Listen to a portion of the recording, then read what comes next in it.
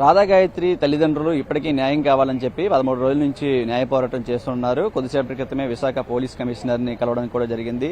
అక్కడ జరిగినటువంటి విషయాలన్నీ కూడా ఇక్కడ చెప్పి ఇటువైపు నుంచి కూడా ఇటు విశాఖ పోలీస్ నుంచి కూడా సహాయం కావాలని చెప్పేసి అభ్యర్థించడం జరిగింది. ప్రస్తుతానికి రాధా గాయత్రి తల్లి ఉన్నారు, ఆవిడతో మాట్లాడే ప్రయత్నం చేద్దాం.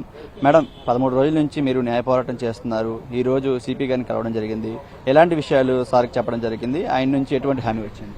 సార్కి మొత్తం అంతా ఎక్స్ప్లెయిన్ చేశారండి. మా వారు అక్కడికి వెళ్ళిన డెహ్రాడూన్ వెళ్ళిన వాళ్ళందరూ చెప్పారు. అక్కడ వాళ్ళతో మాట్లాడడం జరిగింది. సార్ కూడా సార్ ఆ రిపోర్ట్లు కూడా చూశారు. అమ్మాయి అయితే లో బీపీతో చనిపోయింది అని కాదు, అది నిర్ధారణ చేయవలసింది కాదు అని చెప్పారు. మాకు కొంచెం భరోసా వచ్చిందండి. ఆయన చెప్పిన మాట విని చాలా సంతోషంగా ఉంది. ఆయన మాకు డెహ్రాడూన్ వాళ్ళతో కూడా మాట్లాడారు.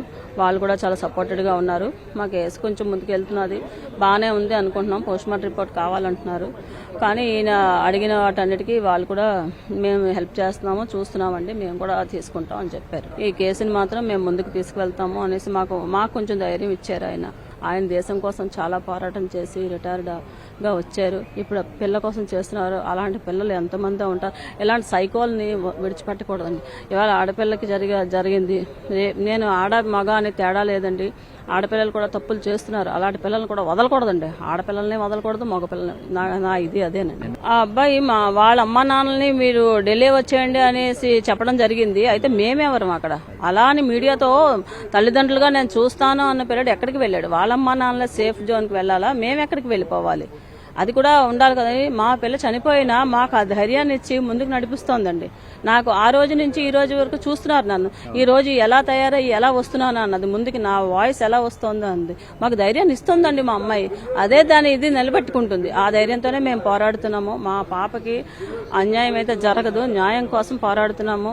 ఎక్స్ ఇండియన్ ఆర్మీగా మీరు ఏం చెప్పాలనుకుంటారు ఈ సంబంధించి కేసు సంబంధించి? నేను ఇవాళ వైజాగ్ సిపి శంకుభద్ర బాక్షి గారిని కలిశానండి. కాల్చిన తర్వాత ఏంటంటే పూర్తి నమ్మకం కలిగింది ఆయన మాకు పక్కా న్యాయం చేస్తారు అని. ఎందుకంటే ఆయన మా కేసును పూర్తి స్టడీ చేశారు. అక్కడ మా పర్మిషన్ లేకుండా ఏమీ లేకుండా వాళ్ళు తర్వాత ఆయనే ఆశ్చర్యపోయారు. అండి ఇటువంటి క్రిమినల్ కేసుని, ఇంత క్రిటికల్ కేసుని ఇంకా వాళ్ళు ఎందుకు డెహ్రాడూన్ పోలీసులు ఇచ్చేయలేదు, వాళ్ళు ఎందుకు యాక్షన్ తీసుకోలేదు? అక్కడ ఎస్ఎస్పీ గారు ఫోన్ చేసి మాట్లాడారు. తర్వాత ఒక డాక్టర్ గారిని కూడా చేశారు. వాడు ఏం చెప్పాడు? లో బీపీతో చనిపోయిందని వాడు క్రియేట్ చేశాడు. లో బీపీతో ఎవరు చనిపోరు. డాక్టర్ డాక్టర్గా ఈయనే షాక్ అయిపోయారు. లో బీపీతో ఎవరు చనిపోరు అని. అమ్మాయికి 100% న్యాయం జరుగుతుందని నేను ఆశిస్తున్నాను. అక్కడ డెహ్రాడూన్ పోలీసులు సహకరిస్తున్నారు. ఇటు మన ఆంధ్ర సిపి గారి తర్వాత నాకు పూర్తి నమ్మకం కలిసింది. మన ఆంధ్ర పోలీసులు కూడా నాకు సహకరిస్తారు అని. వాడు క్రిమినల్ ఎక్కడ తిరుగుతున్నాడు నాకేం తెలుసు. ఇవాళ వైజాగ్ ఉండొచ్చు, రేపు ఎక్కడ ఉండొచ్చో. వాడు ఎక్కడున్నా నాకు తెలీదు. వాడు మటుకు పోలీసులకి న్యాయం చేస్తారు. నాకు వాడు ఎక్కడున్నా న్యాయం జరుగుతుంది. నాకు అది నాకు తెలియదండి. పోస్ట్ మార్టం ఎప్పుడు వస్తుంది ఏమిటి అన్నది. అది ఖచ్చితంగా అందులో నిజాలు వస్తాయి.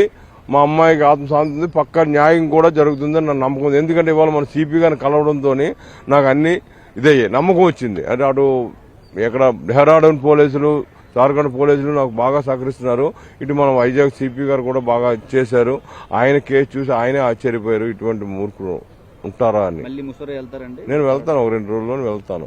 వెళ్ళి మా అమ్మాయి కేసు గురించి నేను ఇచ్చేస్తాను. ఒక చేసి నేను ఆ కేసు న్యాయం జరిగాక నేను మళ్ళీ ఇచ్చేస్తాను. సార్, ఫైనల్ గా ఈ విషయం మీ అమ్మాయిదే కాకుండా మిగతా ఎవరైనా సరే ఇలాంటి ఇబ్బందులు పడే ఆడపిల్ల తల్లిదండ్రులకి మీరు ఏం చెప్పాలనుకుంటున్నారు? ఇలాంటివి జరిగే ఇటువంటి మృగాలకు ఏం చేయాలి తెలుసా? నడి రోడ్డు మీద ఉడి తీయాలి. నడి రోడ్డు మీద ఉడి తీస్తే కొంతమంది తల్లిదండ్రులనే అలర్ట్ అవుతారు, ముందు వెనక ఆలోచిస్తారు. మనం ఆడపిల్లలు ఇచ్చుకునే ముందు ఏం చెయ్యాలి, ఎలా ఉండాలని. కొంతమందికైనా భయం కలుగుతుంది. ఇటువంటి మృగాలకి, మానవ మృగాలకి తప్పు చేయకూడదు, తప్పు చేసే ముందు ఎలా ఉంటుంది శిక్ష అన్నది. ఇప్పుడు మనకి మన ఇండియన్ గవర్నమెంట్ ఎటువంటి శిక్షలు రాలేదే. ఖచ్చితంగా పోరాటం అనేది కొనసాగిస్తానని చెప్తున్నారు. ఇప్పుడే ఈ కేసు సంబంధించి పూర్తి వివరాలు కూడా విశాఖ పోలీస్ కమిషనర్ గారిని కలిసి ఇవ్వడం జరిగింది. ఆయన కూడా హామీ ఇచ్చారు. ఈ కేసు సంబంధించి పూర్తి స్థాయిలో దర్యాప్తు చేస్తాము, ఫుల్ సపోర్ట్ ఇస్తామని కూడా చెప్పడంతో వీళ్ళంతా కూడా ఖచ్చితంగా న్యాయం జరుగుతుందని ఎంతో ఆశాభావం వ్యక్తం చేస్తున్నారు. కెమెరామెన్ రవితో చిరంజీవి, ఎన్టీవీ, 130 టీవీ.